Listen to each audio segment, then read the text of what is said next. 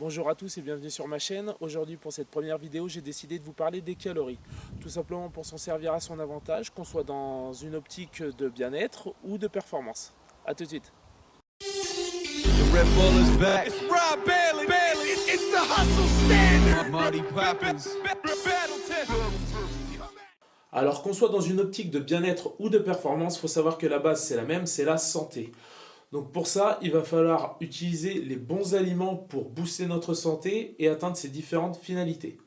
Alors, au niveau des aliments, il faut savoir qu'ils vont nous apporter deux groupes de nutriments, les micronutriments, les macronutriments. Les micronutriments, c'est tout ce qui est vitamines, minéraux, oligo-éléments, et en fait, c'est ce qui va booster notre corps sur le plan vital, ça va optimiser notre santé. Donc ces nutriments, on va les avoir dans les fruits, les légumes et tout ce qui est graines. Graines de courge, graines de sésame, graines de lin, graines de chia ou de chia d'ailleurs, je ne sais jamais comment on dit, hein. Précisez-le moi dans les commentaires s'il vous plaît. Bref, ces aliments-là, ça doit être absolument la base de notre alimentation.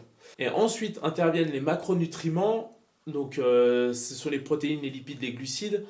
Eux vont servir au corps sur le plan énergétique, ça va être une source d'énergie, mais ça va être aussi réparateur, ça va régénérer notre corps.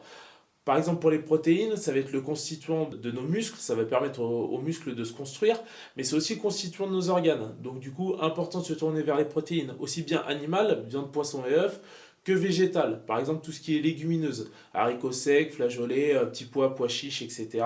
Donc ne pas hésiter à les alterner ou à les combiner ensemble pour varier la qualité des protéines.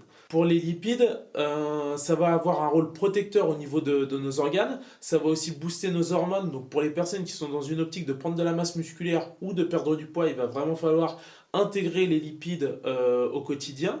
Et donc pour les bonnes sources de lipides, on peut compter sur, les plus connus sont l'huile d'olive, l'huile de colza. On va aussi trouver ces bonnes graisses dans les graines que j'ai citées tout à l'heure. Et on va aussi en avoir dans les oléagineux.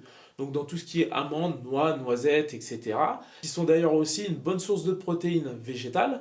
Donc du coup, on peut aussi les classer dans ces catégories. Et au niveau des glucides, on en parle souvent pour tout ce qui est activité physique parce que c'est une source d'énergie facilement disponible pour le corps. On va pouvoir les trouver donc dans les fruits et les légumes, bien évidemment, mais pour ceux qui ont une activité physique un peu plus intense au quotidien, par le biais de leur travail, leurs pratiques sportives, etc., ça va être important d'avoir un surplus de glucides, si on peut dire ça comme ça, avec des sources un peu plus riches. Donc, mais par contre, qui vont nous apporter des calories pleines, c'est-à-dire pleines de nutriments. Donc pour ça, on va pouvoir compter donc sur le riz, donc le riz basmati, le riz complet. On va pouvoir aussi compter sur tout ce qui va être légumes à racines, donc les tubercules, carottes, navets, betteraves, etc. Pour revenir aux céréales, il va y avoir aussi des céréales qui sont un petit peu oubliées mais qui sont très intéressantes. Par exemple le millet, le petit épeautre ou les flocons d'avoine, qui sont aussi une bonne source assez intéressante.